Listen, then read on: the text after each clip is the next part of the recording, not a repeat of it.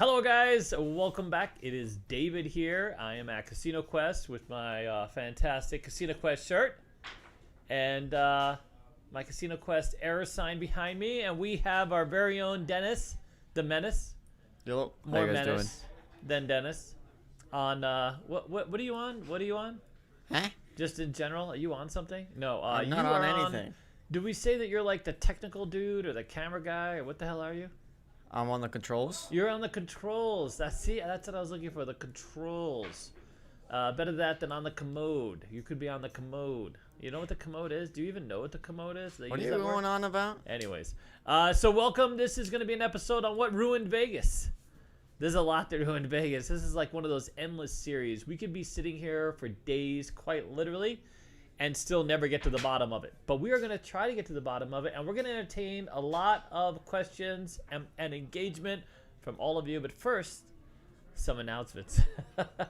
Well, the first announcement really is, if you didn't already know, our charity that we are advocating is SafeNest here in Las Vegas, to provide shelter and services for people that are dealing with domestic violence, domestic abuse.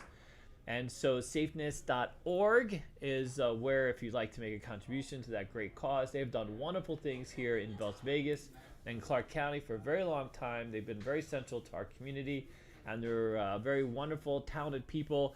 They have 100% accountability, or transparency, 100% rating for transparency. So as far as we knowing where all the money goes, fantastic thing. And we have a charity walk that's going to come up on Thursday, right? Is it Thursday is a charity walk? Anyways, Yes, for our it's birthday Thursday. bash. Thursday is a charity walk. We're going to raise money for two. One of them is going to be our Path Up initiative, where we provide access to low-income students. We help them with their black and whites and haircuts, get ready for auditions. And that is one of the sort of the charities. It's not a nonprofit charity. It basically goes into our fund, and that's what keeps our prices low. And man, you guys have done a fantastic job. We're sort of halfway to the goal this year, and so if you're ever wondering why, it's $250 to learn Blackjack and get a job. Basically, it's $500 for 3 games. And originally we were moving off of that price, but thanks to the generosity of a lot of you guys, we've been able to keep it. And so that's it. We call it the Path Up. For me, becoming a dealer was life-changing, created an opportunity forward, a career for me. And so we try to extend that to as many people as we can. And the big pivot is, once people sign up and show a commitment to being a dealer, some people have trouble getting black and white. So we have this wonderful another small business associated with ours. They're called Sport Cut, and they're fantastic. They do some fantastic work. They tailor the black and whites, makes it very easy. Anyways, all right. So there's that one, and then of course SafeNest. So you'll be able to choose from either both those charities, one of those charities, and none of those charities. You can come walking with me, and we're gonna walk on the birthday bash. Which, by the way, this weekend is the last opportunity you have to go to our website, CasinoQuest.biz, and RSVP for the birthday bash party that's going to be taking place between here at Casino Quest in Las Vegas, Bash Show Mall, and of course the Westgate Resorts. And if you want to RSVP, this is it. This is the last week. On Friday of this week, we'll be taking that link down. And no more. We'll be closing out that link, that opportunity for you. So at the very least, if you're coming here for that weekend, you're able to get an inexpensive room. We have a number of events scheduled. Everything is free, other than anything that you might pay for in terms of the room. Well, the room is not free, but it's heavily discounted. We give you a kind of VIP status for check-in and that kind of thing. But so this week, last week, dude, we have like 200 RSVPs already. It's going to be a lot of people here. It's going to be a lot of fun. We are going to have one of the events that we're going to have is the Tacky Gambler. We're going to have 2 days of Tacky Gambler events here. One of the days is here at Casino Quest. That's on Friday night. And we are having, it turns out, not so much a pizza party, but a catered gourmet food party. It's been upgraded. So, pizza, I guess, the restaurant that was going to supply the pizza here locally is a gourmet pizza shop. And, getting it here, keeping it fresh, making it available. So I was going to go the Costco route, which also getting it here, getting it fresh, that kind of thing. So instead, we're working with them to put together a menu of some really fantastic food. So they catered a party here for this big company event that we had. It was really, really, really good. And so we're going to have them just cater the party for you guys. We're going to close our doors. It's going to be about 150 of you. It's going to be a fantastic event. And we're going to have our Tacky Gambler event. So you come in your Tacky Gambler. We're going to give out some prizes to the tackiest gamblers. And yeah, me and Alex are in the competition, dude. We are going to play. We are going to be competing, not to win, but you got up your game. Bar is going to be a little high. You know what I mean? Not too high, but a little high, because this is literally right up Alex's lane. We went out and got some suits that we think will qualify, will meet the standard. Then we're going to go to Westgate and do it all over again, and we have some really great prizes. So we got some bling bling, for those of you who like some bling bling, and it turns out that our very first full-size custom new layout, crafted by our very own Dennis the Menace, had a couple errors in it. Because David didn't check quite literally everything. And so we're going to give that layout away. Full-size craps layout for a 12-foot table. You'll be able to, it's the very first one, Dennis. It really is a fantastic looking layout, but it has some typos. And instead of us using it here, we're going to go ahead and give it to you. So you can have it at your home. And all you got to do is take a little marker, make a few corrections, but it's a DigiMK layout. It's fantastic. Full-size, professional craps layout on a very new, fantastic material. And what do you think, buddy, huh? See that? We were going to just... I think we should get into the topic now. Okay. What ruined Vegas? All right, we're on the way to the topic. That's it? Just like that? Boom. Segue? All right. All right, here we go. We're going to go into what ruined Vegas. And you know what? There's one common answer that everyone says. It's always the same thing. But we're going to break it down into its many, many components. So many of you, if you're my age or if you're older, you used to come to Vegas and everything was cheap. It was either cheap or free. If you had enough money in your pocket to gamble, you might have paid for your room up front. But ultimately, you got your room free. You never had to pay for parking. You never had to pay for a lot of amenities. Basically, the whole idea was to get you to come here and gamble cheap or free. The rooms were cheap or free. Booze was just free. I mean, you know, then they got foofy on the drinks, and now you got to pay. You know what's interesting is I knew we were going downhill some years ago. I had a friend of mine order a drink at a crap table. And it wasn't a beer. It was some foofy drink. I'm not a big drinker, so I can't follow. She asked him if he would like a regular version of this. And he's like, no. I want this upgrade. And they charged him. They literally, it was like $15. This was quite literally like 10 years ago. 15. Before that, I had never seen someone pay for a drink at a craps table. A waitress, right? The drinks were, they were just free. And, you gave her $1. If you were winning, maybe you gave her $5. If you wanted to go home with her later, you gave her a $20 bill. You know what I mean? Right, buddy? You always come with that face, dude. That face. No one knows that face. Yeah. I could segue to one cocktail waitress who had quite a few people on a craps table while giving drinks. And she loved it. That was basically her third job. Well, weren't the Rio cocktail waitress making a ton of money? Oh, tons of money, dude. So much money, man. I mean, that's another thing. You want to see what ruined Vegas? Can I start? Oh, that's actually a really good story. What ruined the Rio? The Rio, man, what a dive, dude. Holy smokes, they need to work on that property. I worked there years ago when it was under Marnell. It was a fantastic property, and that property has gone downhill. But that's literally part of the problem. The Rio used to have fantastic cocktail waitresses. Every year over year, they won these awards for being quite literally the hottest cocktail waitresses. The Playboy bunnies had nothing on the Rio cocktail waitresses. So one day, in the Masquerade Village, and it turns out Tiger Woods is there. Now, this is in the late 90s. He has a gaggle of women with him, all blondes.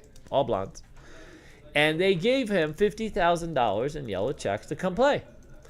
That's what I hear. Now, he might have bought it for those, I don't know. But he has a whole stack of yellows in his hand, and he is playing with this whole gaggle of girls. Can we call them a gaggle of girls? Like just these like checks this. right here. Like this. Not exactly that one, but like that.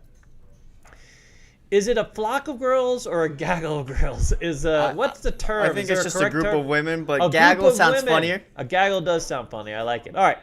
So he's with all these girls, and so they had this girl back there in the Masquerade Village who was smoking, like just smoking. I got to keep this one PC. I was going to refer to this like things you won't do with your wife, but you will do with this cocktail waitress kind of thing. Anyways, moving on. So I happen to go on. So I'm there. I'm dealing with Tiger Woods. He's winning some money in the field. He doesn't really play craps, but he's there with these women and he's playing. And he takes one of these checks, $1,000 check, a yellow one, and he puts it on this girl's tray for having delivered drinks to them. And I'm like, holy crap, that girl just got $1,000 check. And now I had seen people tip the cocktail waitresses a lot of money, but never a yellow one. That was the first yellow. And this is from Tiger Woods, who's really not known for tipping, and if you ask people, he is a little bit cheap, not a tipper. Anyways, so I happen to go on break with this girl, so I see her in the break room, and I say to her, wow, look, you got a yellow, isn't that so cool? And she's like, yeah, that's my third one today. I was like, holy smokes, dude, wow, you got 3 yellow ones today. Now, mind you, these were, customer service. They got you they got you the drinks quick, especially getting that kind of rate. So fast forward a couple of years, they brought in, instead of those hot, smoking hot, women to deliver these drinks, they decided to go with dancing men. Dancing men was the answer. They had these dancing cocktail waiters that would deliver your drinks. And guess what? They didn't get nearly as much money as the girls. Strangely, you know what I mean? They would dance, they would deliver the drink, and they were all about the service, but they weren't getting the same kind of tips. And no way. No, I know, it's a shocker. But so the idea is casinos really started paying attention to where the money was going, and clearly, if the money's going into the tip jar, it's not going into the drop box. The tin cans are collecting every night. So what way to kill the mood at a casino but to bring in a lot of men to deliver drinks? Can you imagine? Luckily, I had already left before this became a thing, because I'm guessing I would have said a few things. I'd have gotten in trouble with that one. But anyways, it always seems like, this is sort of the second guessing that goes on. This is sort of the change in the dynamic that has occurred between the casino and the customer. Now, don't get me wrong. We love the casino. We provide, lots of dealers, and we train, and that's our business. But at the same time, we love the customer even more, and we're our customers ourselves. And I think over time, this dynamic has changed to where the money and the accounting of the money has become a science in and of itself. Which is kind of weird if you think about it. Really? Well, here's why, right? Like, don't you want good money for your dealers because they want to not work there? Like, you know what I'm saying? Like, doesn't that make sense? So when Marnell is a boss, so when Marnell opened the Rio, has a boss, he wanted everybody to make a ton of money. Because people that make a ton of money, guess what they do? They deliver a ton of customer service. These are happy people who want to, provide service. They want to engage. They're happy. They're smiling, right? The minute you stop making that money or the dynamic changes, then it's a whole different thing. Everything seems a little bit more forced. People aren't doing it necessarily for the right reasons, right? You know what's interesting? Fast forward some years later, we're at G2E, and I'm at a booth, and I'm talking to a casino manager who is, he's literally there. He's visiting this. G2E, by the way, is a convention where they host a lot of games. They show off, all these manufacturers show off the games, electronics, all the new tech, and this kind of thing. So the casino manager's there, and I'm talking to this casino manager. He's actually a vice president of casino operations, and in a minute, an analyst comes by, and I'm talking to casino operations, and the analyst is having this conversation about buying slot machines for the casino that the vice president is at. And I thought that was weird. I was expecting the VP to have the conversation, not the analyst. He says, oh no. Because it goes to the analyst is the one who technically makes that decision. They come up with the math, and they determine if it's a viable product based on, user data, the whole of the machine, whatever the case is, all the metrics that they provide, which is interesting because, of course, this is, again, has changed the relationship between the player and the casino themselves over time. It's become, the bean counter has literally taken over. And I think for most of us, that's really what it comes down to, the bean counter. But I've broken it down into lots of different components, especially if you remember the legacy Vegas, the Vegas of the yesteryears. My best picture I can tell you of when I first came to Vegas is I have two pictures in my head, and literally how that relationship has changed so completely.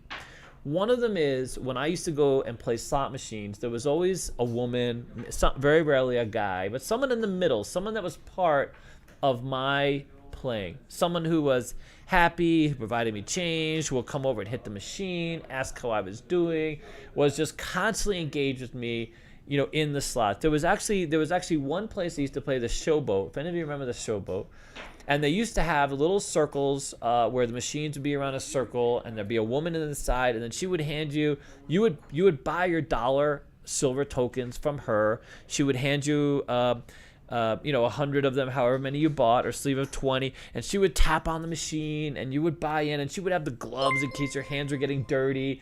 And it was this whole experience. You went to see her. You went to go to play the machine, but you also went to have this whole event. And it was so fantastic. Your machine, many of these machines didn't even pay a lot. You weren't sitting down to win $1 million. They didn't have these big jackpot meters and the Wheel of Fortunes and the IPs. It was just 3 reels, and you would win 100, and she would come over all excited. She'd hit the machine, and she'd give you more trays to stack up your wins, and then before long, she would come with a coupon. And the greatest thing about the showboat is they actually had a seafood buffet, and if you played a little, they would give you a coupon, and you got that coupon. It was like your golden ticket to go to the seafood buffet, which was so cool. It wasn't anything like what the Rio seafood buffet became later, but it was great to be invited to something, and it just felt so special. The other memory that I have, of so long ago, is playing at the Horseshoe. And the Horseshoe, I used to smoke, and I wouldn't play a whole lot of money. I didn't have to come with a whole lot of money. $100 bill. I would come with $100 bill. I would play maybe $2, sometimes $5. Oh God. Of course, turn off your phone on the podcast, please. I don't know what's going on here. But really quickly, that's a good segue because we got 2 super chats. 2 super chats. Oh, fantastic! Right in the middle of my Here, keep it on you for a second, will you? Let me set up the damn phone. Prom gave us $4.99. Thank you so much. He said, "When is Vegas Tycoons coming back?" Hopefully soon. It's been a little hard to get out and do Vegas things when you're just working in the office. Yeah, we've been working quite literally nonstop, so that has been tough. Yeah, it's one of those things. But I'm really glad you guys really want it back. I want it back. We have content. Don't we have content? Do we do anything? Is there anything interesting? Maybe we have some interesting stuff. Yeah. The second super chat is Lady Will See. Gave us $10. Said, "Hi Dennis, I hate that we missed you on the 25th. See you at Westgate. We'll see you then. Sorry for missing you. It's probably my fault. I didn't mean to not be here." It was his fault. It's always his fault. I blame everything on Dennis. It makes my life so much easier. What do you think, buddy? I know. We love Dennis. Hey, okay, so ready? Back to the Horseshoe. Can I finish? Yeah, go ahead. Because this is literally the definition of change in Vegas, and what has changed, what I feel has ruined Vegas. So I used to go to the Horseshoe with $100, and sometimes not even $100. I didn't have to bring cigarettes. I didn't have to bring money to eat. None of those things. I literally would go there, and I knew reliably that if I could start out at a low-limit table, first of all, if I got to play a low-limit table, I got to play a $1 table, $2 table, $5 tables in memory. It wasn't a steakhouse. It wasn't a premium type of thing, but it was just this whole event that you created for yourself. That you didn't need a whole lot of money. There was no parking fee, although you had to validate. They had that little sticker. And by the way, you didn't even have to play at the Horseshoe to park at the Horseshoe. You just went through. You knew where to walk to get your ticket, to get it to punch a hole, or not punch a hole, punch a little stamp on there, and you'd walk across the street and don't do anything. But that was the nature of it. There were so many ways to experience Vegas and be part of that community. Just gamble, have fun, that you could do for a lot of money, a little money, but ultimately, what happened? No, it's BBQ Rando says, "Hello, Codfather." The Godfather? Codfather. Cod. The The codfather. Cod shortage is real, folks. Okay, pay attention, okay? Let me just tell you. Get your cod quick. Well, if you're in the UK, you're probably already in the midst of it. And God forbid you're one of those fish and chip places, all right? What else? What else? I heard a few dings. Are there any good dings? Yeah, so we got a couple more super chats. LV DJen just gave us $5, didn't say anything. Thank you so much. Okay, fantastic. Thank you. Andrew gave us 10 Canadian. Said, Dennis, what bet did you lose to have to wear the earrings? No bet. I just wanted to learn. Yeah, that's actually, for those of you who know a little bit of lore, he's part of the lore now. He is part of the lore now, okay. I know. He's got his own, Dennis is evolving like Vegas. What do you think, buddy? I mean, I guess. Yeah. I like the earrings. Yeah. Whether you like them or not, and we like Dennis too, so there's that. All right. Ooh, Hector G says, "Yo, Papa David, yes. Dennis, can't wait for Vegas Tycoon to come back. We want to see you back. See you guys at the Westgate." Yeah, me too, dude. I'm clamoring for. We've been extraordinarily busy. It's been a tough couple months holding down the fort. We went through that period where people getting sick, and so we had to cover a lot of shifts, and of course we had a lot of people move on, and so we've been hanging in there. But thank you very much. We have he's working on something, so that's coming. It's coming soon. We're definitely going to be back to the Vegas Tycoon. So by the way, thank you so much for that. We really appreciate it. We love seeing you guys here. I've had a lesson almost every day the last couple weeks. It's been very cool getting to see you guys, getting to know you guys, dealing. It's been a lot of fun. So I definitely appreciate that for sure. I never thought I would have been a dealer. Who knew? We'd have a store. I'd have a podcast. I'm talking to you now. We're going on. Ruin Vegas. All right, I'm going to get back to Ruin Vegas. Yeah, go ahead. Stay focused. All right. You tell me when to stop. Well, we have one more super chat I got to read. Yes. Sizzler gave us £10. Says, we love Sizzle. Oh, 10 pounds. That's like $1 gajillion. That's 2 cods. Wait, I thought now we're even. It is about even. That's right. Yeah, the UK used to be up there. Now I think it's a bit even. It's the cod shortage, dude. It's having an impact, dude. Well, he said, "Hi, D&D. I won't be able to make it to the birthday shenanigans, but I'm on the men's and bro hugs being had. Love you guys." All right, love you, sir. All right, we appreciate you. Thank you so much. Okay, so is anybody here for the damn Ruin Vegas? Or are we just going to? All right. I got something that ruined Vegas. Really? Waves? Something. You know what it is? What is it? High table maximums. Who did? High table maximums. High table maximums. Oh, that's a good one. Yeah, no. Sorry, we're gonna get to the squeeze play in a minute. We're gonna get to the squeeze play. That's also the bean counter thing, by the way. But we're gonna break it down into all that. But let me go back to the horseshoe. Okay, so the horseshoe. We all know. We've all been there. All right, I'm gonna go down the list. I'm gonna start. So in the very beginning, they took away the power from the people, essentially, right? So what I saw transitioning just as a dealer is that computers started playing a bigger role, right? So when someone checks you in, the player's card became sort of the theme of who or what you were. They were able to identify you individually and what you buy in for, what you play, how you interact with the casino, whether you go to the gift shop. All these things became part of this player's card. And then they figured out, well, let's just make that the accountability standard. The player's card became the instrument by which you would, generate points, and then that became the pointer for everything you did was based on, points. And then you have all these casinos trying to come up with this metric of, or designing a program for X number of points gives you X number of dollars. So think about when I played as a young person, it wasn't about points. It was the fact that I was in the casino playing for a couple hours, or in many cases, I just happened to know the floor supervisor and they wanted me to come back. They didn't have to quantify exactly what I was doing at the moment. They just saw me as a long-term win. And so ultimately, they just got out their pad, wrote down my name, gave me $10 or $15, whatever the case is, or ripped off that coupon, and I took it with me to the the buffet or wherever the hell I was going, right? So now with introduction to player cards, now they have the means to quantify the relationship with every player that comes into the casino instead of it being some sort of random thing. And then once they were able to do that, it became this sort of, competitive bent. Resort fees originally, as one casino did them, all of them started, all the things we used to get for free now cost money. It's another added fee. The one casino that used to hold out and not charge a resort fee was Bally's. For the longest time, Bally's was like the single holdout. They actually used to have like people on the strip. Part of their sign said, the only strip casino with no resort fees, yada, yada, yada. But ultimately, even they gave in. And so, changed the whole relationship between the customer and the casino again, and found a way, to charge you more money, right?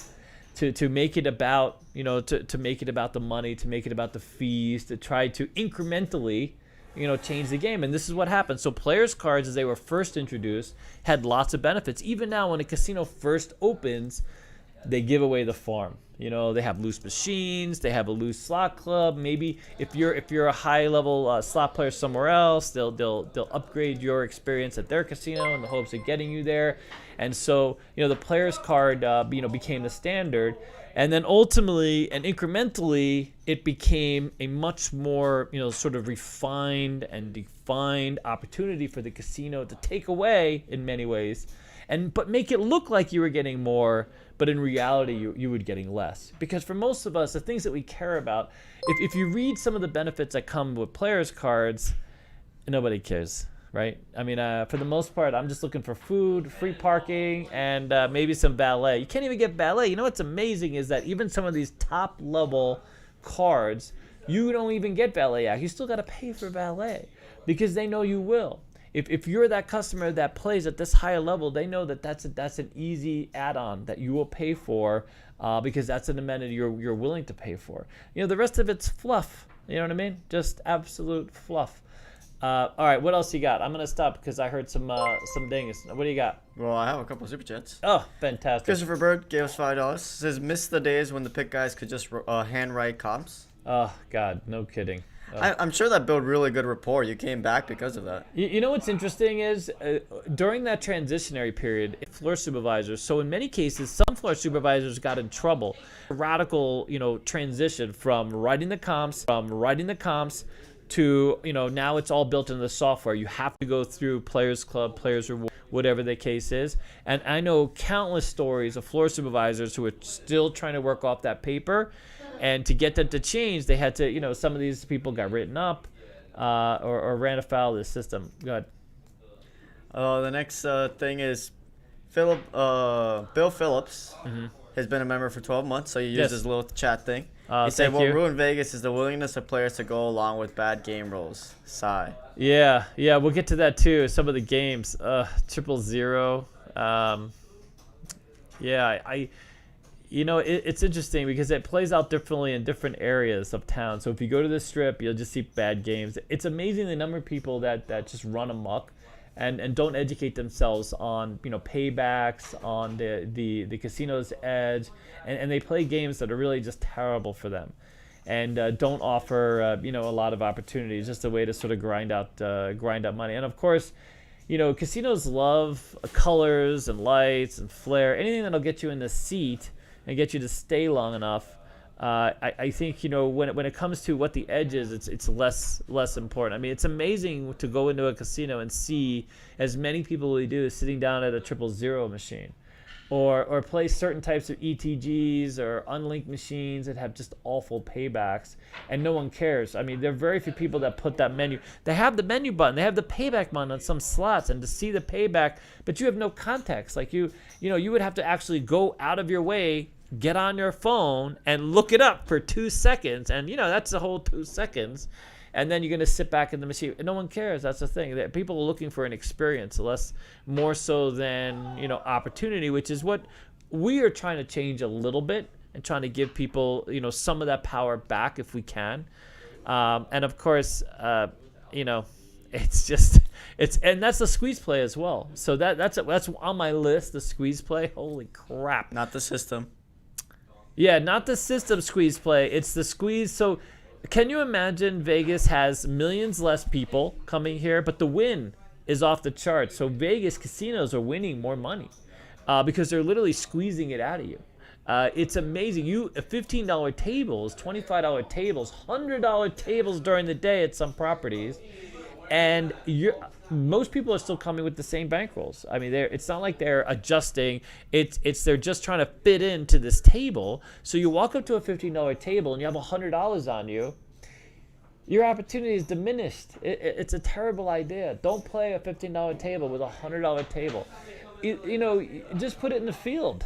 Just put it in the field. Look for double and triple, so at least you're not giving it completely away. And just go in for one bet. And, call it a day. Have some fun that way. Or better yet, go find a 25-cent Keno machine because your opportunity would be better. But it's amazing. It's amazing how many people are buying into these games and not adjusting their strategy because ultimately it's a squeeze play. If you have a $15 table with a $500 limit, there's only so much you can do within those parameters. I mean, that's a lot of the people that come here and talk to me. Much of it is mentality. It's not realistic. There's actually some channels now on YouTube that talk about this as well. Pro Craps is good. Has done some of that. Well, not only that, but the high table minimums. Yeah. Make it hard for someone my age to come up to a table and play. In. Yeah. No, I agree. I mean, it's stunning. I've never seen anything like it. These tables, we've been waiting through this whole recession or whatever the hell what's going on right now for people to kind of slow up, and no one's slowing up. It's as if the time that we spent during the COVID months or whatever else pent up, and there's just all this demand for table games, and people just losing their minds. They come to Vegas and I think they forget. It's stunning. $25 tables, $200 bankrolls. It makes no sense. But anyways, all right. What else you got? Anything else before I go on? We have 2 more super chats. Oh, fantastic! Robert Barnes, Mr. gave B. us $2. Said, okay, thanks, sir. Late again. Hello all. I know, it's funny because Mr. B keeps communicating with us on our normal forums, or more normal messaging, and for some reason I'm the only one communicating back, Mr. B. Mr. B, you're locked in for that day, even if it's not. You're all set. You are quite literally the challenge. You are the guy, sir. See, now it's confirmed. I've confirmed it. And then Lady Will See gave us another $9.99. Fantastic, thank you. She quoted. She said a quote. Said, "Now off to Keno on wide," and then quoted the person said it and said the person is the Codfather. You know what? This is like the third time today. We have the T-shirt and the hat coming. The Codfather? We have a Codfather shirt? Let's just say the one good thing that's come out of Vegas over the years is Keno has evolved. Okay, just know that Keno has evolved, and that's the bonus. Because Keno now, you can play 20 cards. If they ever come up with a 100-card Keno, you might not see me for a week. I might take off, just so you know. Listen, I teach table games all day long, and, when I go home, it's Keno is like a mindless, numbing, I haven't had the most luck recently, but anyway, all right, can we get back to the show, please? My God, people want to know these things, okay? Okay, so players' cards changed, and it allowed bean counters a way to create all their nice charts, dude, to create their bar graphs and sort of explain away and get into those office and say, listen here, if we raise this, and they came up with these funny numbers too, the 100 points, the 1,000 points, and then these nice cashback conversions and all these, because they love these things because it makes them joyous, right, sir? Right, sir? Like Dennis's hairstyle makes me joy. No, all right, ready? Now we're going on to the fees. We're gonna get to the squeeze play. We're gonna get to the other stuff a little bit later. So. The next thing that happened is just the ridiculous fees. Another way, bean counters, man. It's amazing. I'm always stunned when I hear about a new fee. So they came out with a new fee. Certain restaurants, believe it or not, have a gas fee, a transportation fee, quite literally attached to, apparently, with the price of gas. I don't understand why they don't just raise the food prices instead, because it seems a little absurd. So I came across a receipt that actually had a transportation charge on it because apparently to get the food to them, which, I mean, it makes sense. I'll be honest with you. I mean, but then it's another surcharge. It looks like it's silly. But casinos got so carried away with this. If you look at the amenity list, most of us go to a resort and we're there for, you just have to pay special attention. When you get to that top tier at this certain casino, they tell you the resort fees are on us. You don't have to pay the resort fee, but not really. So what happens is, If you come and you want any of those amenities, you have to pay a la carte. It actually becomes more expensive to pay a la carte than to have just paid the resort fee if you're someone who utilizes these things. You know, another, there's like all the fees. It's literally like, they have not only this gas surcharge. There was one hotel that had a room cleaning surcharge. If you decide, so it used to be you could have your room cleaned on a daily basis. Now you only get your room cleaned if you're there for a whole trip once, and some of them only do it when you check in, and then when you check out if it's under 3 days. And if you call for housekeeping, you're gonna pay for housekeeping. So pay attention to the cost. Now the water that comes in your room also is not free. So walk your ass down to the 7-Eleven or grab yourself some water, because if you move that water, and a lot of times they'll have a collar. Water, can you imagine that water? I get it, Lake Mead is a little dry. We're trying to preserve the water that we can. But that used to be like a thank you for visiting. You know what's amazing? I'm always amazed that the soap is still free. Like, little soap bottles. Like, I can imagine like the hard soap, they give you that for free. But the little soft soaps and the shampoos, those are all free, and they let you take those with you. I got a whole bag. You know what I mean? I got a collection, dude, because it's good stuff, dude. They got like primo. I wonder if they just get that for free, and they find it hard to resell it. I'm assuming that they get that for free, because then you use it and you go home and you're like, because I've gotten a Neutrogena one. I got a whole bag of Neutrogena from the same damn hotels. I won't tell you which one, but those are nice, dude. I don't even need to buy any of them. I got like a year's supply. Good stuff. And back when I had less hair, dude, that was really got me over. Why are you going to hotels that often? I mean, sometimes you got to go to a hotel, buddy. Sometimes you got to get out of the house, dude. Okay? All right? I'm just saying. The great thing about Vegas is staycations, dude. I will say I'm in. I'm in on the staycation. I like to go down every now and then and just pretend I'm a tourist on the Strip. That's the thing. No, 100%. And then I milk that resort fee. You got to believe. I go down there with my get my locker, put my nasty feet in their little pool, scare a few spa people. All right, you ready? How we doing? Well, we have 2 more super chats. Oh my God! Robert Barn, Mr. B. $5. Says, thank you, Dave, for confirming my appointment. Looking forward to it. Oh, thank you, sir. Greg gave us $5. Says, if casinos could, would they stop having table games? Casinos have to pay dealers, pay out mistakes and cheating. Yep. Do casinos that's a really good question. Tables? I'm gonna answer that right. Okay? What's the other one? Shall I answer that right now? Yeah, they're asking if casinos make enough on tables. So I had this really, really interesting conversation. So we have a dealer school, right?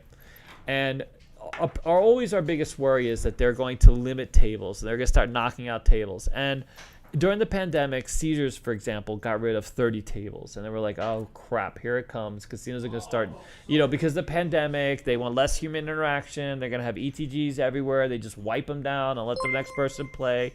They don't, and they could save money. They don't have to have the dealers play.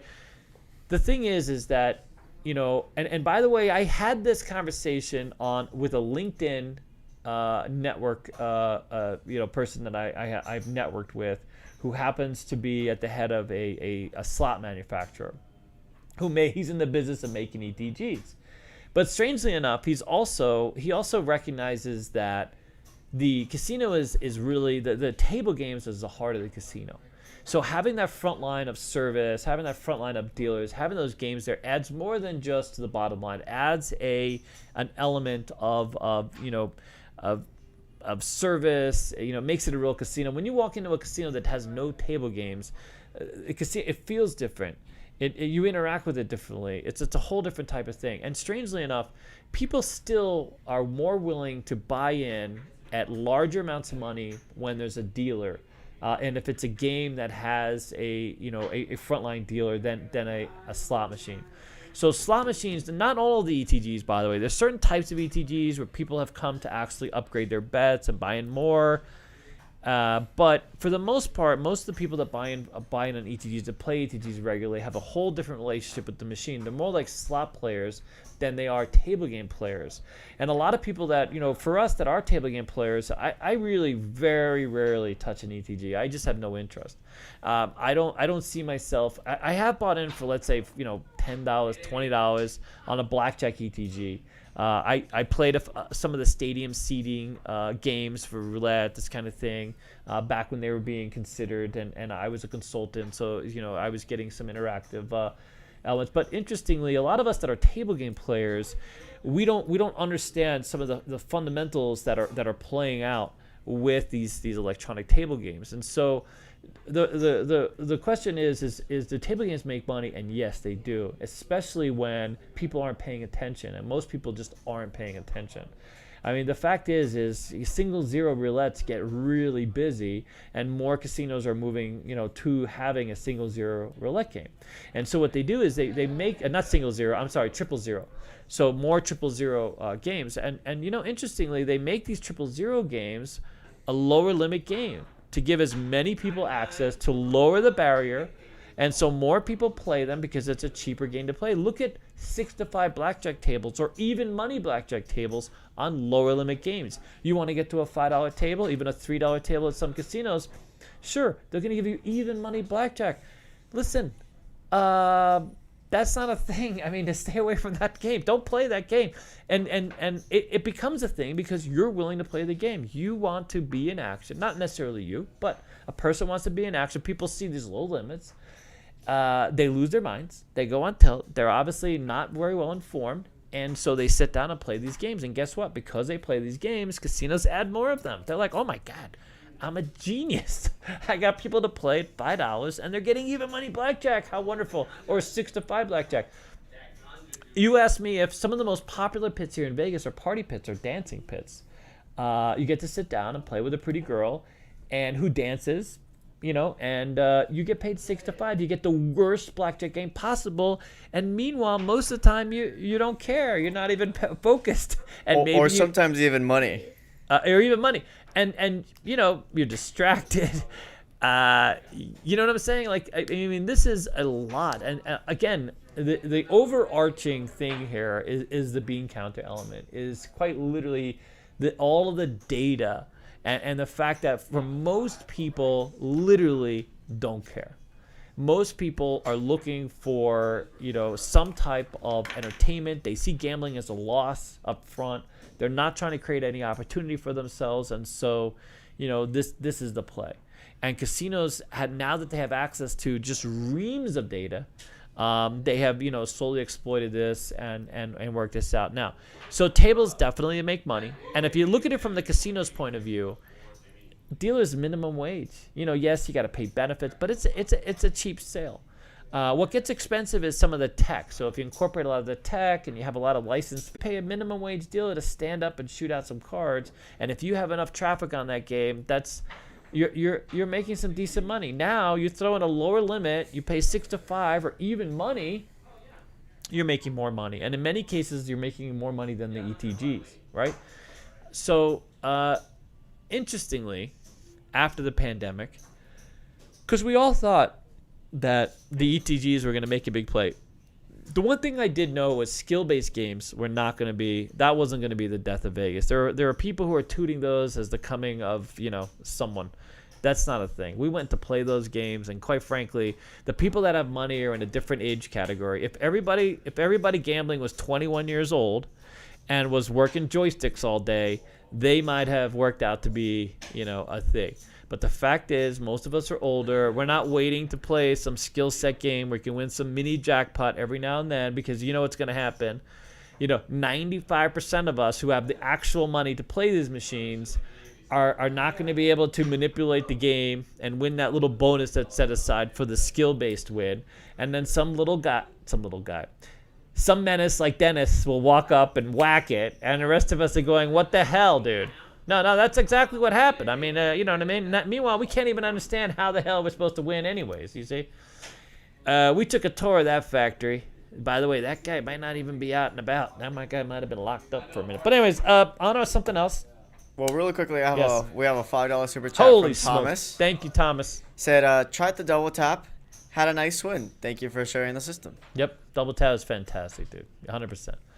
Craps, there's no better opportunity than a craps table. I don't care what anybody says. You got to look for.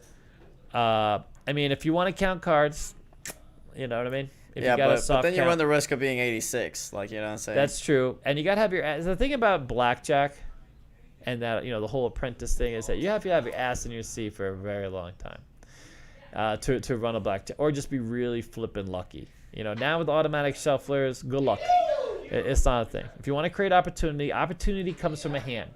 And that's from, someone who's been doing this for a very long time. The biggest swing wins, I will tell you, and I will tell this to everybody that comes in here, is on a crap table and betting on a hand. So we can go back and forth, but in all the years that I have been in this game, in this business, that's where the yield is. But anyways, all right, but that's the other episode. One of these days I should just do Dice with David for everybody. You know what I mean? Swear to God, just do that. Blow everybody's mind right here on the podcast. Boom. Or just pay and come down and see me. You know what I'm saying? That's good too. All right. All right, are we moving on? So tables aren't going anywhere. And by the way, Caesars put back those tables. They renovated, they put back the tables because ultimately that's the gaming win. That's it. And unless there was someone who talked earlier about, a lot of these side bets that are being called. People love the side bets. Anytime they put something extra in front of you and it looks attractive and it's got big numbers, it's a terrible bet. You know what I mean? It's just a terrible bet. The field is a terrible bet. It looks so inviting. Everybody loves the field. They incorporate the field. They got all those numbers. It's not a good bet. It's a terrible bet. On a crap table, it's actually not a good bet compared to like Keno.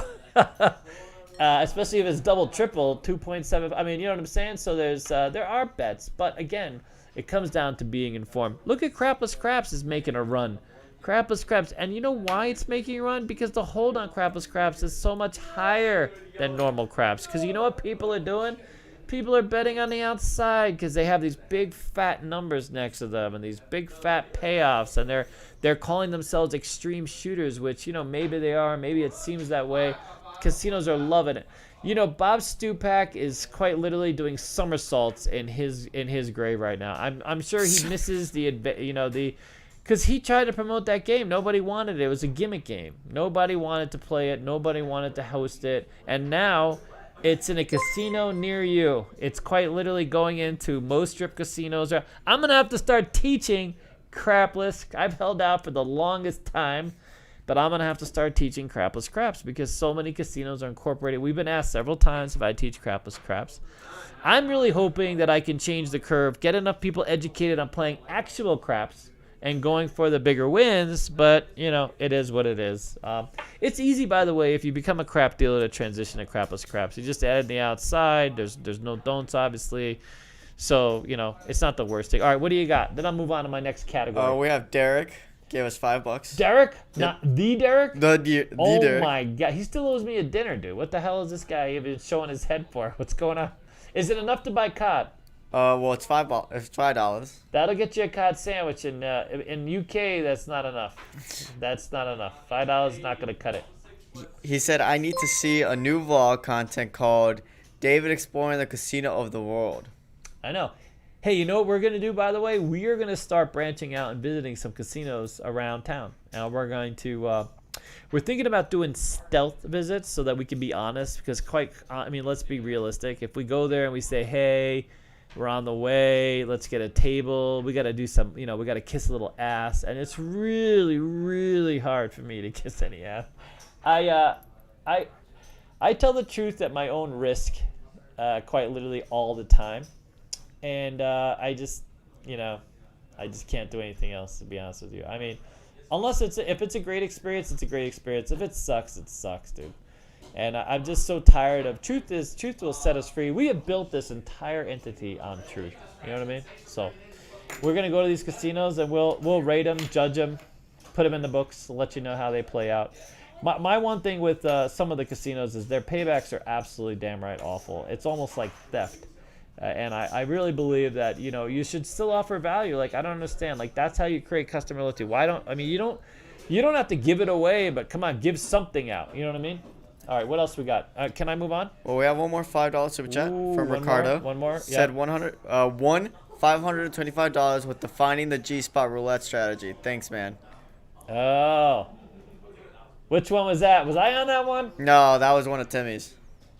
Little bastard. He's still being a little bastard. He's not even with us anymore. He's still a little bastard. By the way, we love Timmy. Wish him all the best. He's in Japan. Every now and then he texts me to say wave hello. Hi, Timmy.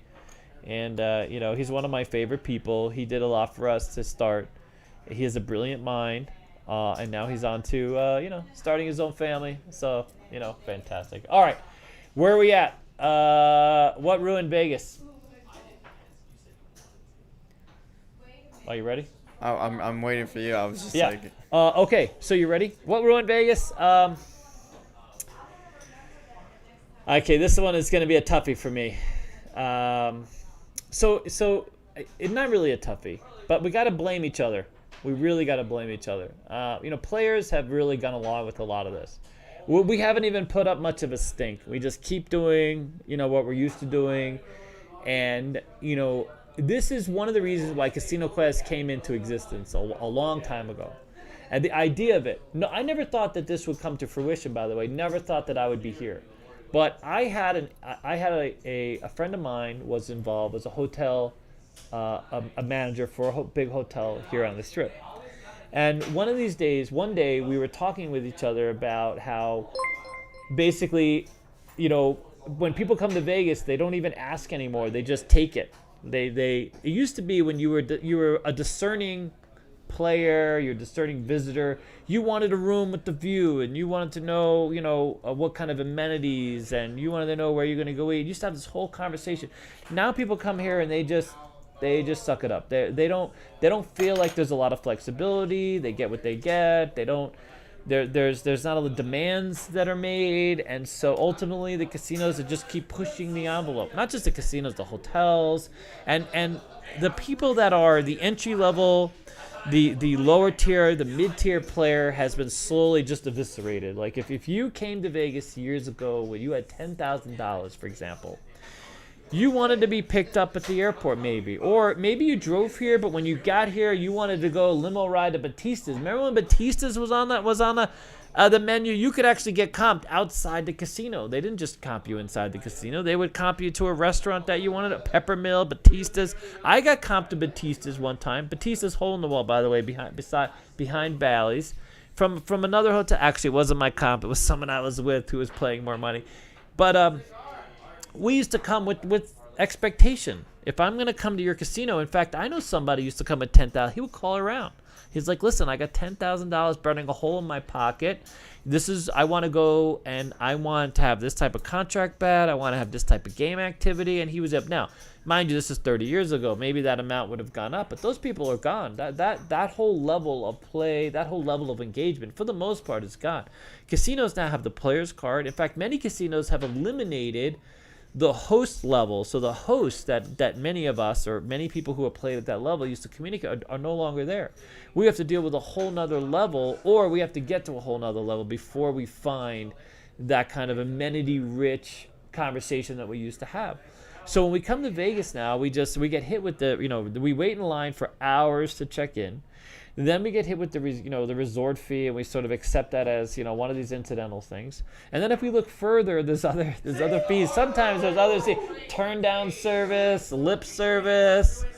You know what I mean? Hershey on my pillow service. I mean, there's a lot of services being paid for up front. And then ultimately, we just take what we get. We go out to the casino, and instead of being educated, we have this experience that's sort of very linear that the casino just pushes out at us. A lot of times, in fact, many times, we end up at a casino that has a lot of the same slot machines because we're all addicted to Buffalo or one of the newest IPs. So we're not going there for too much selection. So the experience has been kind of just given to us, and this is what we've come to expect, and this is what we've come to know, and we don't do a lot about it. We talk about like there's many of us that are on this channel that are more educated as gamblers, as players, and we look for games that have a better edge and create opportunity for us. And then it's kind of we're a bit disgusted when we see the not singles. I'm always going singles. Triple zero roulette wheels, and people maxing out all the side bets.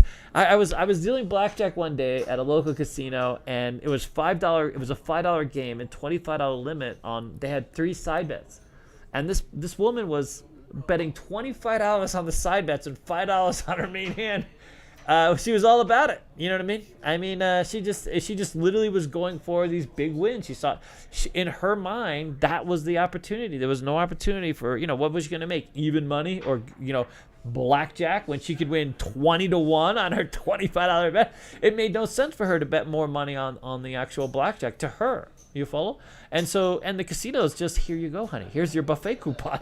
We love having you. Thanks for coming. And this is literally this is what goes on all the time. People are just sort of taken in, and the experience is sort of just divvied out. And there's not a lot of feedback. There's not a lot of constructive criticism. So I think a lot has come down to us. If we're not willing to provide feedback, if we're not willing to complain. We just take it and move on, and it hurts.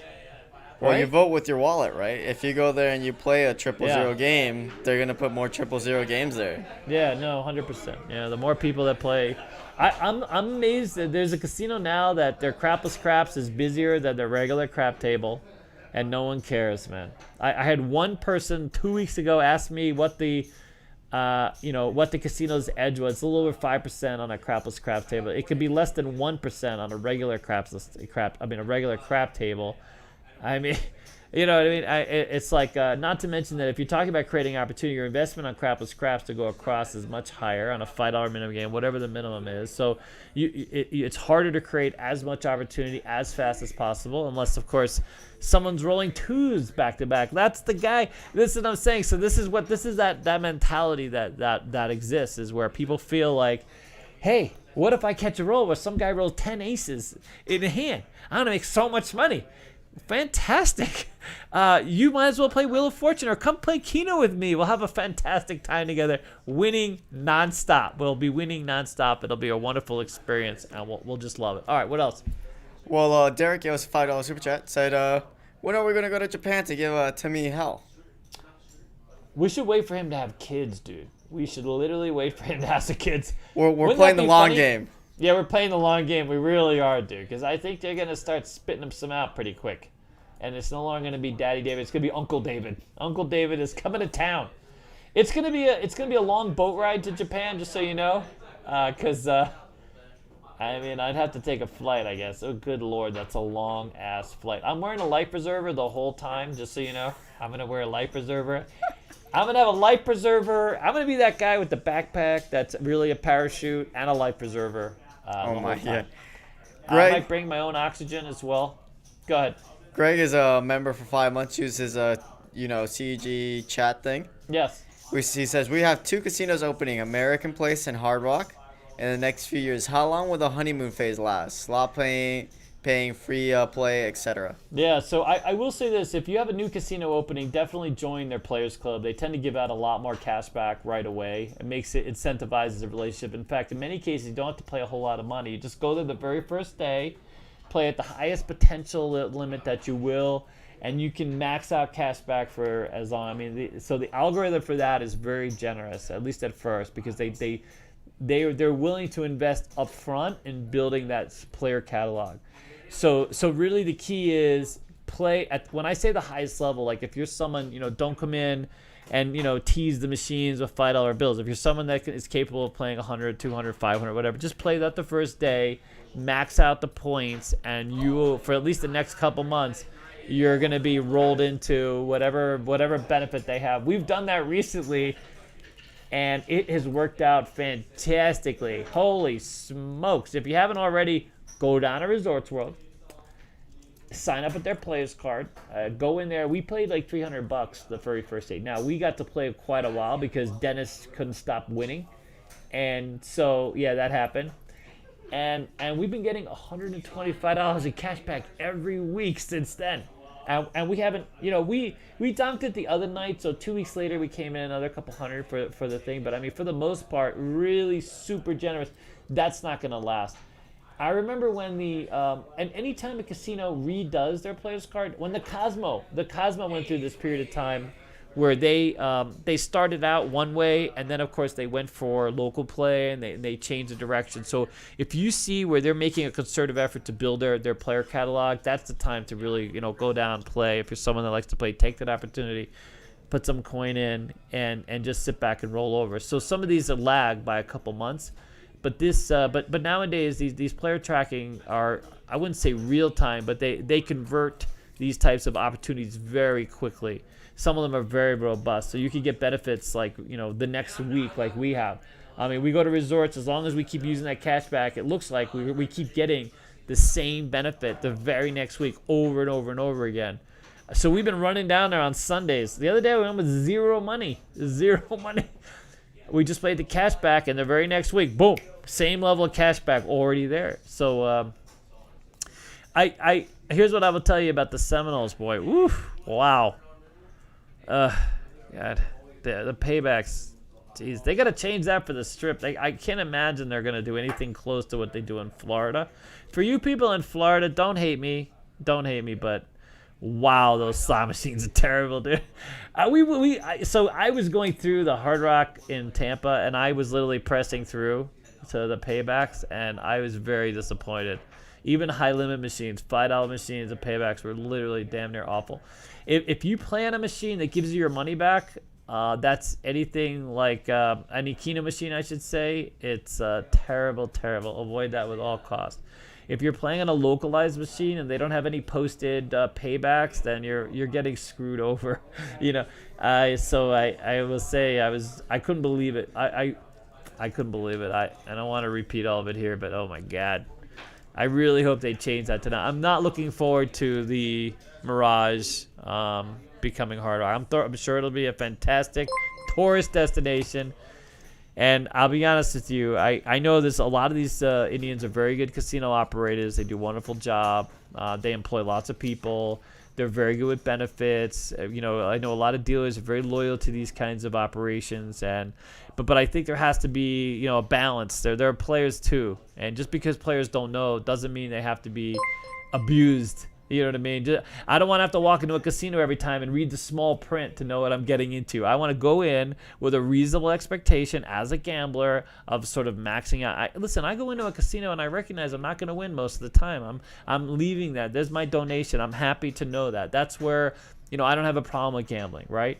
And we very definitely recommend you only gamble with the money that you have to spend, the only money that you have to instead of going to dinner, instead of going to a show, I have money that I go to gamble, and I expect to leave it. But I also expect that I'm going to have the best possible experience I can, and that means, a potential payback, some wins. I want to interact with dealers that are nice and friendly. They don't have to be the best dealers. They don't have to be the most experienced dealers.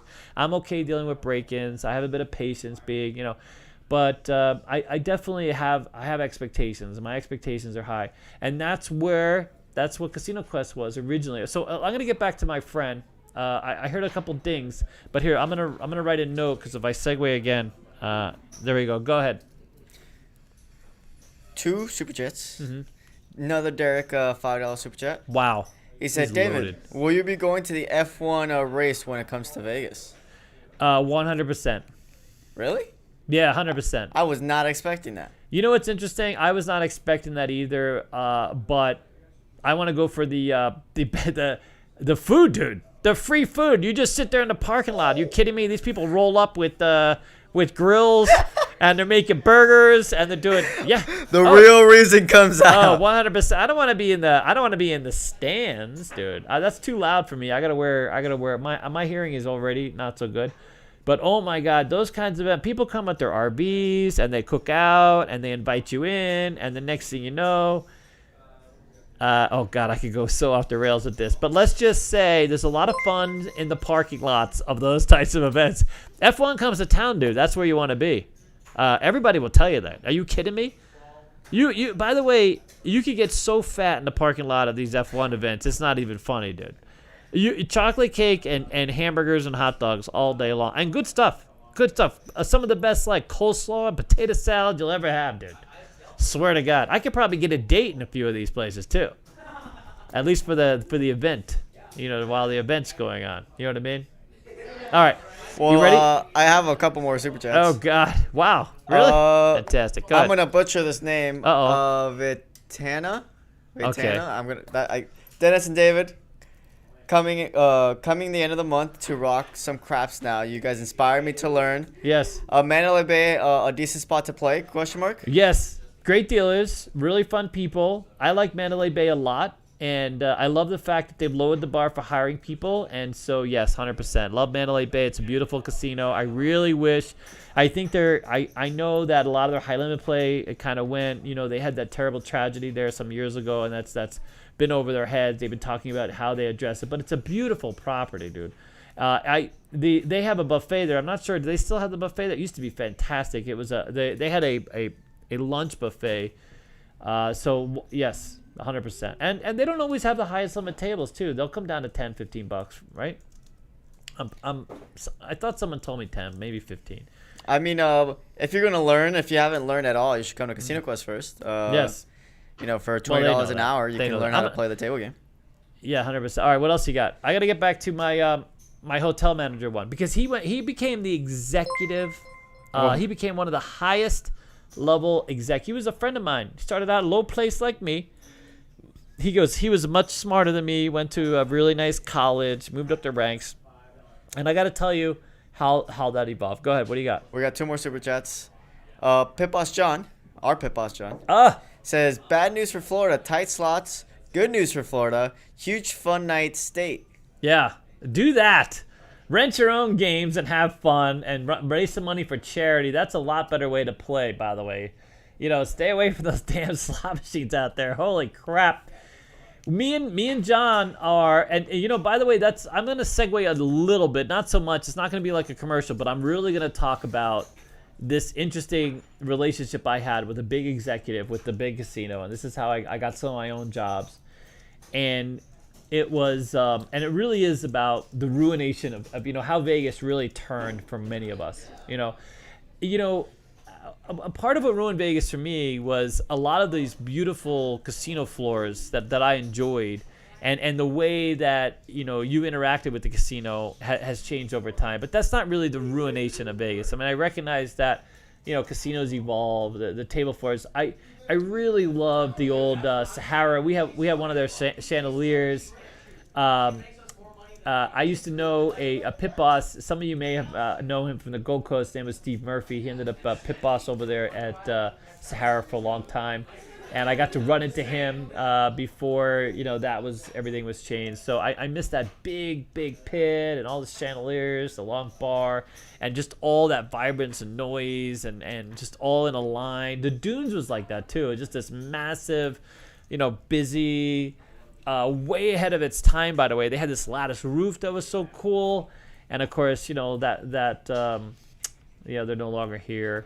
But anyways, all right, you ready? All right, I'm gonna get to the story. Okay, last one. Go. Cindy Smith gave us $5. Says, best game in town is your place and cannot beat the entertainment. We sure do miss you guys. Planning our next trip now. Fantastic. Yeah, we're getting busier, so this is good. We're getting busier, yeah. And we're coming to, we're probably going to be visiting Oklahoma in a few weeks. Most likely after, well, not most likely, after our event. And so we're looking to expand the school, and we're looking to help some casinos over there, train some dealers, and have a little bit of a Casino Quest experience as well. Okay, so let me get back to how the vision of Casino Quest came from basically the ruin of Vegas. So I'm having this conversation, and this executive was commiserating about how you can't create. It's so hard to create these low-level players, new players. So it used to be that Vegas was always so obsessed with we need to keep the new players. We need to keep the new players coming, but of course. That's changed because it's not just about casino anymore. It's about people come here just for the food or the pools. And so that whole dynamic has changed. That whole relationship with the consumer has changed over time because we come here for many different reasons. Vegas used to be the destination for gambling. Now it's a destination for damn near everything. It's a destination for food. Food. A lot of great food. Oh my God. I'm on a keto. I'm gonna share this diet with you if it works out. I'm on this interesting diet, but opportunity to try diversify, which that's not a bad thing. It's good to be diversified. You know, we don't want everybody just coming here to donk it out and DJ and play the games. I mean, we like that people come here for the food. We like this diverse sort of city that we become. We even have some factories here now. We've diversified our economy a little bit, not so much, but we're working in that direction, so that's all a good thing. But so when Vegas was obsessed with creating new players, they used to roll out the red carpet. There were a lot of ways to come to Vegas and just to at least start your experience very affordably. So they used to have some free room nights or discounted room nights, and in many cases these players came with matching buy-ins or starter buy-ins where their first $100 basically was free or fully rebatable. So one of the casinos out here, it was such a great promo. They no longer have it, but when you sign up at the player's card, they would basically give you $100 in credits to run down to the machine, and then anything the machine paid out above that $100 you got to keep. That was your money to start your experience. And then in many cases, you came to a casino and they gave you a coupon book with match plays, which encouraged you to play different games. And then they had the learning games and things like this. Of course, the learning games didn't make a lot of sense to me anyways, because casinos only taught you what they wanted you to know. And as we know, most of that is crap. So, but anyways, the coupon books are gone, and if you ask for a coupon book, they mostly laugh at you. The last place I know that had a coupon book here in town was the Wild Wild West on Trop. Does anybody remember that? It's now part of the Station Casinos, and but before that, it was I forget what it was called. But anyways, they used to have a coupon book, and it was fantastic because I used to have a friend who was a trucker. Every time he would stay there, he would call me and let me know he had the Denny's coupon because they have a Denny's there. And so I used to be able to go to Denny's and get twofer. There was a twofer coupon. It was fantastic. But all that stuff is gone now. So they don't incentivize play. They don't incentivize a relationship. When you come to a casino, you start out at the lowest tier. You need X number of points to get to the next tier. People laugh at you when they see your low-tier card plugged into the machine. Maybe the cocktail waitress doesn't spend as much time on it. You know what I mean? Not saying that actually happens, but the relationship is different, and the way you evolve as a player, the way you evolve. I mean, a lot of people don't even evolve. There's no start. If you don't have that craps coupon, or you don't even know that that's a potential opportunity for you, then you're just stuck doing other things and coming for other reasons. And so anyway, so this boss was commiserating about how all that experience has been lost and just been driven out, that the casinos have no motivation. And it goes so far as to they gave up informing people. So they made the actual decision, some pretty big casinos, by the way. Instead of giving you, what the feeling was that if they gave you too much information, you would find things. So as the internet evolved and people were looking up everything and researching their vacation, the casinos got to a point where they withheld information because they didn't want you to see or research something that would turn you away from the property. So for example, if you came across a property that had like a restaurant you liked, they stopped putting the prices of the meals online, so that wasn't a thing that prevented you. So you would just show up or make a reservation, not ask how much it costs or whatever, and just sort of end up there and be like, voila, it costs more than you want to spend, but you weren't given that information up front to where you made a decision not to go. And that was the case with basically everything. If they didn't have something that really was outstanding, like the room size. So if you go, some of the casinos would be like, yeah, I got this big fat room, and it's the biggest or second biggest room on the strip, or it's got a pool in the middle of the room. They don't want to tell you that. They're not going to tell you, yeah, we have the smallest room on the strip to share with you. No, they're going to paint it in a light. They're going to film it in a way that makes it as attractive as possible, and they're only going to give you the information they feel that won't take away from your decision to stay there. When beforehand, that was never a thing. Now, interestingly, you go to Expedia or a lot of these travel sites, and they throw this information in there, and they have people on the ground collecting data, which I did, by the way. I collected a lot of this data. I actually collected over 300 data points on over 100 resorts here in town. And I visited them, I check marked them, and I was able to verify even down to which ones gave you fresh air. So some of them you have to press a button and the air comes in a wisp, if you want fresh air, because, you're 50 levels up and they don't want you getting depressed and jumping off, you know what I mean? Because, this has happened. And so instead, you just press a little button, get some fresh air, get your nose down there, get it close. And yeah, that's how you get fresh air. You can't even open the damn window anymore. So that's the thing. And then which one of them, they got rid of the coffee pot. Remember the coffee pot that we used to have? So we used to go to the room and get some coffee. Well, you wake up in the morning. A lot of us, like me, I drink 6 cups a day. Probably too much. Okay. But now they don't have coffee because they want you to run downstairs and go to Starbucks. They've incentivized Starbucks. So you got to get your ass up. And if you're with someone who's also a coffee drinker, now you got to get coffee for 2. And you got to go down in, your pajamas or whatever the hell, or bright and early, because I don't get dressed until I have my coffee, okay? I got things happenings, you know what I mean? I got to get my coffee. I got about a 30-minute transition period, and then I can start, dressing myself. So if I'm in that coffee line, I'm not really alert, awake, or give a shit, to be honest with you. I haven't combed my hair. I got something on. Hopefully, if I don't have holes in whatever the hell I'm wearing, so I don't have to embarrass anybody other than myself. But, yeah, so some of them, by the way, got enough complaints where they put a Keurig, and they'll be like, yeah, here's the Keurig, and here's this pod. But this pod, this 1 cup of coffee in the pod is going to cost you more than if you went down to Starbucks and bought your damn coffee. And so someone like me, over that $2 difference, is like, you know what? I think I'm going to go wait downstairs.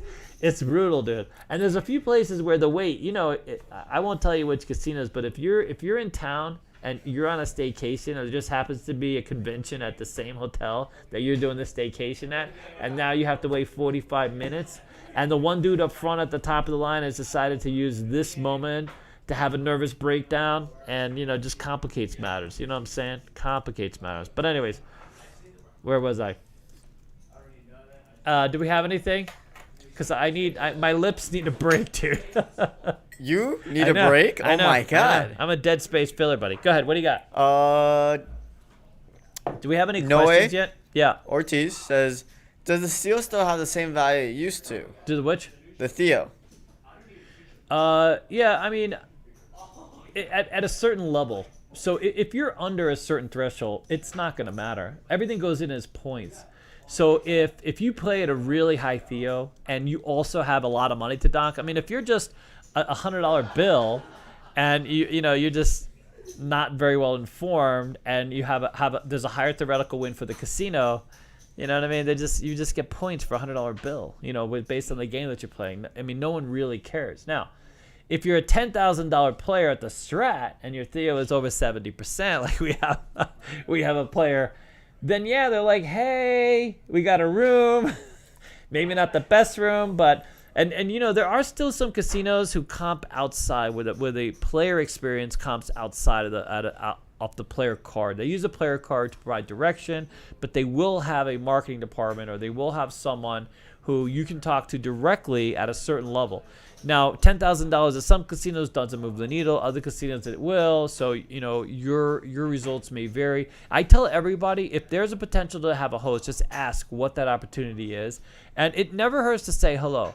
Even if you're a young person, maybe you're not going to be a young person forever. Maybe. And so later on in life, you run into the same dude who was a casino manager of a big hotel, and he's now your host. And you said hello to him many years ago.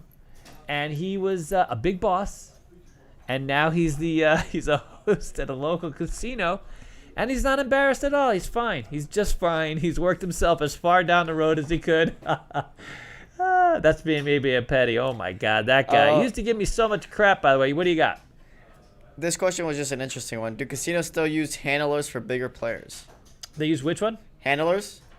Oh, I mean, it like a valet or I mean, yes. So if you are a big enough player, a lot of casinos actually will refer big enough players to independent concierge service if they don't have the amenities in house. But yes, so a lot of the bigger casinos definitely have valet staff or someone that can accommodate. If you're a big enough player, you might get someone who will drive you, carry your bags, and pretty much you just make the vacation just effortless. You don't see those at lower level play anymore. You don't see a mid level play. All right, so what else we got? Any other questions? The handler thing was nice. I met Kerry Packer's valet once, and I also met the valet for Dave Thomas. Dave Thomas's valet, and you guys know that experience. And that was true. So if you want to reserve your own side of a crap table, very often it's more than $500.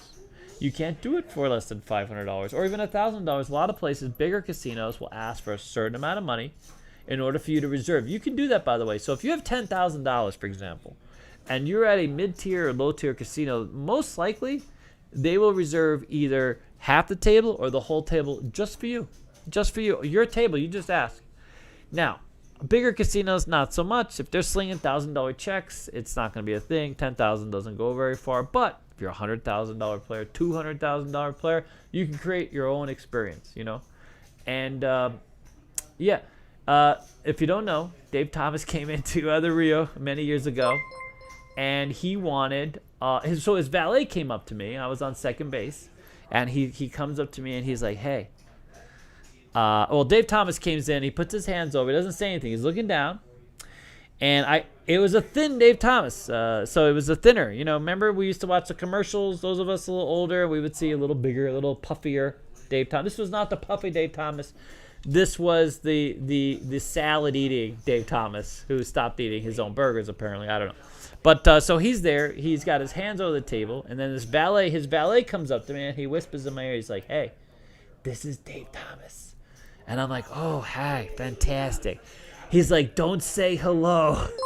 He doesn't like you to say hello. Don't wish him good luck either. Don't say hello. Don't wish him good luck. And he's like, can I get your boss? And I'm like, sure, I can get my boss. He's right behind. He's right behind. I'll get you my boss. He's like, yeah, I got to talk to your boss. I'm like, okay, fantastic. Dave Thomas. And my boss walks up, and he walks up the valley, and he's like, yeah. He's like, this is Dave Thomas. And my boss is like, oh, by the way, this is a boss that I hated. By the way, this guy sucked so much, just sucked a lot. And his whole thing was, he was a tough wannabe Italian mafioso pick guy, and so he would go out of his way to piss off players if he could. Like he would deliver service if he had money. He would kiss your ass to the, you know what I mean. He would find every. God, again, I gotta be PC. See, I'm filtering myself today, dude. I'm filtering myself. But, yeah, he was an interesting dude. But, it was great. I was, knowing that he was behind me and this was the boss, and this guy whispering, I knew it was gonna go south. I just knew it. And of course it did. So he comes up, and this is another thing that's changed, because this, some of this doesn't happen. Having those stories, dude, having some of those bosses, dude, woo, none of those. Because now everything has got to be PC. Everything, you can't touch anybody, you can't say certain things. Everything has changed. Now, not to say that some of that's not for the better, but having Guido in the back, you know what I mean, running up the drum was always fun to watch, at least. You know what I mean? All right. So this guy was Guido on a whole nother level, dude. Guido, where he wore the whole spit shine crap in his hair. Anyway, so he comes up to the table, and the valet guy is like, hey, this is Dave Thomas. And Guido goes, oh, Dave Thomas. And he's like, okay, what does Dave Thomas want? He's like, yeah, Dave Thomas wants his own side. And he's like, for Dave Thomas, I got you, Dave Thomas. He comes and he gets the reserve sign. And he puts the reserve. This is when the sign slid in. You didn't need to know the digital thing. You have to have it.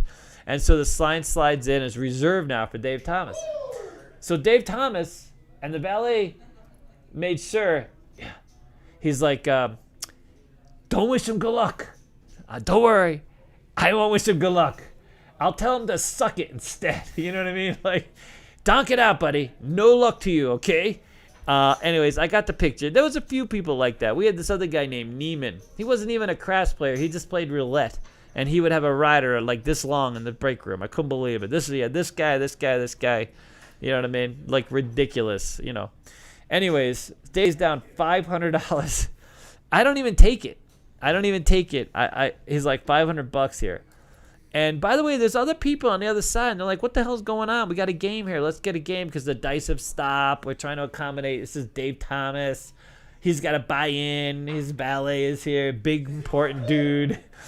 And I look up at the valet, and I'm like, dude, you can't have a side for $500, man. And he's like, but this is Dave Thomas. And I tell my boss, and he's like, I don't care if it's Jesus Christ. And yeah, $500 isn't gonna take it. And Dave Thomas just looks up and he kind of waves his hand. His valet is there, and he's like, "It's Dave Thomas." Like, dude, no one cares. It's Dave Thomas. Move along. Take your $500 and go play some video games. No one cares. It's a crap game. Either buy in or get the hell off my table. We gotta have a crap table here. It was just always so stunning. All right, anyway, so that's Ruined Vegas. Okay, back. Well, I have 2 super chats. Oh crap. The Sightseeing South gave us $20. Says, Carnival donation, heading to Hard Rock, Tampa tomorrow. Pray for me. And my bankroll. Don't play Keno, dude. Whatever you do. You know what? It's funny because I went out there with the highest expectations, and I always had the opinion. So they reached out to us one time and asked us for dealers, and we're like, sure, if we know anybody going that way, we'll send them to your way. And then of course we never heard from them again. And I actually reached out to them before we went out there, and I said, hey, I'm going to be out there. I was hoping, because did we start the Vegas Tycoon? We were thinking about maybe filming some B-roll. We were going to be in the area, go out there. No, this is when we're still doing vlogs on CEG. CEG vlogs. Yeah, David, say hello to some, say hello, whatever. And they all crickets. It's amazing because on LinkedIn, you can see where they actually read my message and looked up my profile. And then they were like, nah, we're out, dude. We don't like this guy. This guy looks... I don't know what the hell happened, but they didn't, they were like, it was all crickets. So we went out there anyways, which was probably better that it was crickets because, oh, God. I mean, the Players Club was nice. The people were really nice. The bathrooms... You're trying really hard there. I know. The bathrooms sucked, dude. Apparently, before we got in the bathroom, someone had sprayed the walls with... All of it. All the walls with... Gross. Something. It was really gross. I'm the one who experienced it. Okay. And they. So I remember the Hard Rock in Vegas. I used to live literally right behind the Hard Rock, and in those apartments that were there. And they eventually made everybody move out from behind the Hard Rock that was in Vegas. And I used to go there. I went to the Lucky Cafe. And I used to play there all the time. The Center Bar. Hang out there. I had so many great memories. I won a few of their pails and the whole vibe of the place. So the great thing about Lucky's, if you were there after hours, everything was cheap, dude. Great food, $5. I mean, it was just cheap. The whole thing was about getting you in there to sort of enjoy, the atmosphere. The Hard Rock sold this whole experience. It wasn't like overtly monetized. There were parts of it they had higher limit tables. They had rehab there. They had this pool thing that wasn't cheap to get in there. So there were parts of it that they sort of, there was lots of demand, and so, they built the price. But for the most part, it was experience everybody could, reach out to. You could go there, and they rotated some of the displays. So I remember when they were celebrating the Jimi Hendrix thing, they had the $25 checks. I went in there and got some of those. And the Purple Haze, they were called the Purple Haze checks. They're fantastic. I used to have a couple. They were all stolen from me. But I was expecting that. I was expecting them to have created this experience. And, it was nothing like that. We went and saw the cafe that they had. It was ridiculously overpriced. I don't understand why everybody thinks that $20 burger. You can't have like a $10 burger option for the rest of us. Like, how does everybody go in there and just be like, listen, this is my wife. These are my kids, and this is my wallet. Which one of these do you want? Like, how can I get this experience? Well, I'm gonna segue now. Andrew gave us 10 Canadian. Said, if you had to choose between these bets, what would you rather? Make a $50 C&E or $24 on the horn with $25 any craps bet? These are some smart people, dude. So craps you're gonna get $175, $24 straight up horn. You're really going for aces and 12. and then you're covering, you're mitigating. What was it? $50 C&E. Yeah, $50 C&E. So $350 on the 11. I mean 150. Wow. You're gonna have to get. Listen, it's late, dude. You give me a math equation already. I'll be honest with you. I would just take the horn and parlay. I would just start with a parlay on the horn. There's no reason. I don't see any reason to bet a $50 C&E, even if it was a bet that I could afford or make. If I'm looking to create opportunity, I'm just gonna go for a parlay. So I'm gonna leave that $24 to play itself out, and parlay it, on the straight up horn.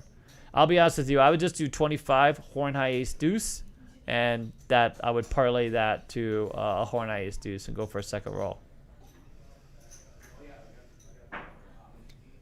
That good? Was that? Yeah, that was good. That was good. Was that a good Hector answer? G gave us $1.99. Was that a good answer? Do I know? Do I know what the hell I'm doing? He put a little sticker that says "Wait for it." Wait for it. Yeah. While you were doing the math, because math really? is hard. Math is hard. Yeah. Anyways, let's go back to the original topic. Back to the original topic. Oh my God, is that? How original are we? What time is it? All right, ready? Okay. I'm gonna get this up. So because we're gonna get to the Casino Quest thing. So I want you guys to know the ruination of Vegas, the commiseration of this big executive. I can't mention his name. He was really big executive, and we talked about creating the new player. Well, I wanted to create the player. So he basically said, listen, if you could go out there and start something for the little guy and educate them, empower them, and give them value, the casinos would respond. Like the casinos quite literally respond, because casinos want to fill rooms. They want to get people in. They just don't want to pay that extreme. They just don't want, they're not going to, they're too far down this other road now. So if you can create a way to, offer amenities, offer a service, a connection between the player and the casino. And so the idea of Casino Quest was originally born of that. In fact, it was a different thing. So originally it was Vegas Tycoon. So Vegas Tycoon was, I was going to use my connections with this casino specifically and put together special room rates that were devoid of the resort fees and the fees, room rates that were very specific. So for example, and not just that, but create a sort of mini package. A lot of people come to Vegas without knowing like what to do, where to go. There's a lot of confusion. Where do I play? Like, what tables do I play? What are the best slot machines? There's a concept. This is why there's so much. It's amazing. You go on YouTube and there's quite literally everybody and their mother, where to go this time of day, where to do it for $10 and $20. You know what I mean? So what we were going to do is we were going to narrow that down. We were going to use our connections and create this experience. So one of the few hotels now, and that's genius. It's literally right on your phone. You've already paid, and boom, use your phone to access your room. But the rest of us, we have to wait in line for an hour, 2 hours, because we're coming at the same time. Everybody else is coming, and it's a weekend, and now we're in there. And then over there is the VIP one, and there's like, there's 3 desks and there's nobody in there, and we want to go over there. We want to get that, and we want to expedite our thing. So how about this? So one of the things that I was going to do with this connection with this hotel operator was fast track, keys, like have, because I could book, let's say 50, 60 people, bring them into Vegas, eliminate the resort fee, and give them this access, gives us direct access to the hotel to where they didn't have to wait in line, because no one wants to waste hours. We want to get to our rooms, settle in, and get moving. We want to get out there. Our room is just a pivot point. We want to get in, drop off all of our crap, and go on and start gambling or go eat or whatever the hell we want to do. We don't want to be tied down with all these sort of nuanced things. How about waiting for your car for a half an hour at a valet that's full? It's quite stunning. People pay $25 to valet their car, and then they got to wait 2 hours to get the car back. I mean, so eliminate all these frustrations, aggravations that have been monetized, by the way, been completely monetized. Those are at least used to be free. I don't mind waiting around if it's free. But when I gotta pay for this, and now I gotta wait around on top of it, you know what I mean? It's just I mean, this is the takeaway. This is where Vegas is going. We waste so much time, and there's so much to commiserate about. Where it used to just be, hassle free. They used to pick you up there. There was one property that used to check you in at the airport, and they got rid of that. You remember that? They used to check you in to your hotel at the airport. Some of them used to provide transportation from the airport to here. And there's only one unless you get a limousine, unless you're a top tier player or you just get a limousine. The Aria Sky Suites, that's the last one. If you get one of those big fat suites, they'll come pick your ass up, and it's literally it's this whole beautiful thing. You don't have to worry about checking in. You go right from the airport right to the suite, but it's not free. It's gonna cost you a little bit of money, but you don't have to be any kind of player. You just got to be able to afford the damn room. You know what I mean? So and if you get the room and you are a big player, that's great too. But if you can pay for the room, all this. But a lot of that stuff used to come. You used to get it. Or you could take the hotel. You used to have a shuttle. You're staying at whatever hotel. You got on their shuttle. You got shuttled over. It wasn't a big deal. Now you got to wait, and you got to wait, and you got to wait. And so all these value-added parts have been eliminated. That's what we want to do. So many people look at our business model and they're like, well, we're just teaching table games. We're only charging $20 if you reserve online. That doesn't pay a lot of bills, there's no doubt. We have some retail that's doing well. We have these, because we know gaming, we know what you guys want. We have at shopcasinoquest.com, little plug. So we offer the felts and things like this and we've gotten the 19 millimeter. And we mic those dice, by the way. So for any of those are asking, we mic those dice. And they're all within the error threshold of 19. They're all 19 millimeter dice. Just so we're clear, they're 19 millimeter casino grade professional dice, serialized dice that are on our website, and they're still very competitively priced. So we keep those. We keep the checks here because of our students come and when they buy them, we want to make sure they stay affordable. But Casino Quest is going to be the bridge. So that's the opportunity for us. So this Westgate experience is literally part and parcel to that. So when we went into Westgate, we were like, listen, this is the experience we want to create for our guests. Here's the list of basic stuff. Not a lot to ask for. We're going to fill up your hotel. We're going to fill up your gaming room. We're going to bring a lot of friends. And we're bringing friends that, yes, we want low-level tables, but most of us are willing to play and have fun playing. We're not trying to count cards. We're not trying to, milk your casino. We're probably going to leave money. We're going to be like any other regular gambler, but we want to incentivize the experience, right? So we have VIP check-in for our RSVP. VIP check-in, that alone is worth some cash. Can you imagine? You're not going to have to go through the regular line. You're going to go to VIP check-in, and you're going to check in you're going to have a player's card delivered to you from, right? You won't have to wait in line at the Players Club, And you're going to be amongst friends. We're going to create a whole experience. And the rooms that they gave us are free of a resort fee and a lot of this other, a lot of the other silly stuff. And they gave us the casino rate without any one of us having gambled there. Well, we have gambled there before, but most of us haven't gambled there before. And we got a casino rate because they're trying to attract a new player. And for many of us, that's the win. The win is you're going to end up at a casino that you might not have been. And guess what? If you like the experience, you might go back. And we might have more events there. And we want to do that and replicate that experience over and over and over again.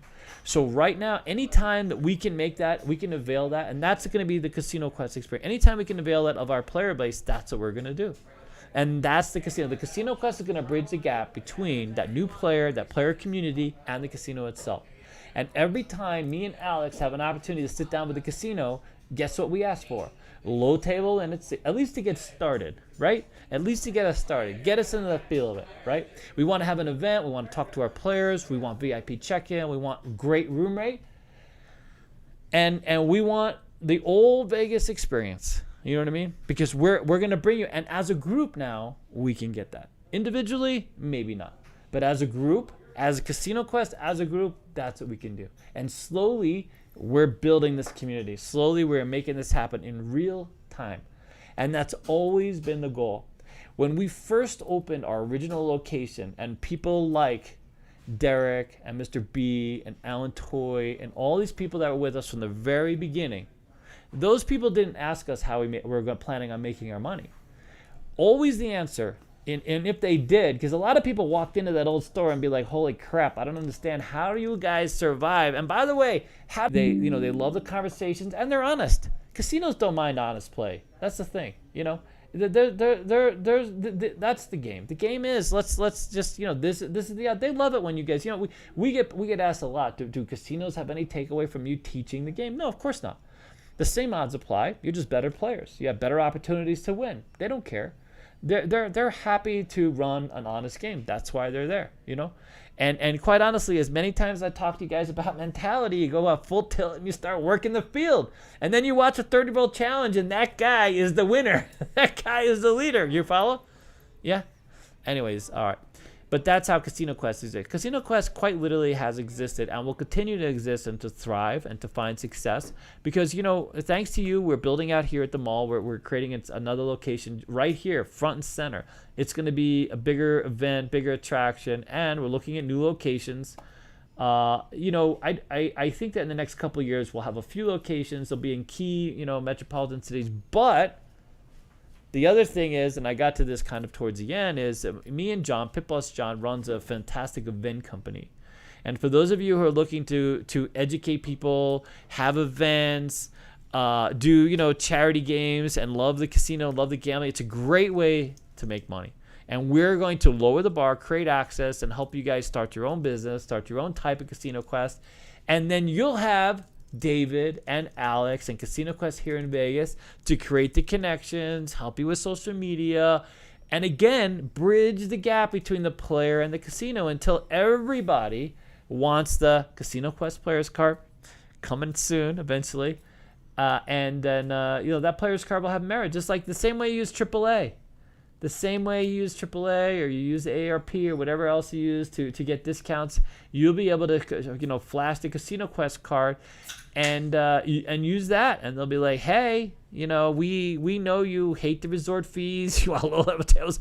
You know what I mean? You'll be able to come with that and just come and enjoy yourself and access all the benefits and amenities that we have through our casino network. And that's what we're working on. That's the long game. That's why I will succeed, because despite all the, you know, I wouldn't say the naysayers, there's a group of people who are with us in the beginning who just didn't believe, have left this ship and haven't come with us, and they commiserate nonstop. It's striking. But we know, and we have always known, Alex and I and our team, that players want to be empowered. Players want education. Players want the experience. It's not because they want the foofy food, because I know a lot of you love the foofy food. You're like, it's the whole experience. It's lots of parts of the experience. It's all facets of the experience. And we are going to aim to provide that as much as we can. And while we're doing that, we're going to create demand for dealers. And we're going to train those dealers, and we're going to get them great jobs. We're going to show people how to tip. We're going to show people how we all make money together and have fun. And keep things positive and avoid all the other things that light this world on fire. Because when you come here, it's about the win. It's always about the win. And we're always going to work towards that win. All right, there you go. How we doing? Good. Did I put some people to sleep? Is it off to Keno to unwind? I think it's off to Keno to unwind. All right, good. Fantastic. All right. Thank you guys so much. I had a wonderful time. I hope you enjoyed this last podcast. By the way, we're working on putting these podcasts up within 2 days on Spotify. That's the goal, whenever possible. So Spotify? Yeah, Spotify. That's right. We're on Spotify. And then it goes out to all the podcast media. It's called CEG David's Vegas, right? Yep. All right, guys. Take care. Thank you so much. And we'll see you next time. I appreciate all the super chats. Fantastic. Thank you, guys. Bye. See you soon. I didn't mean to click that. I meant to click that one.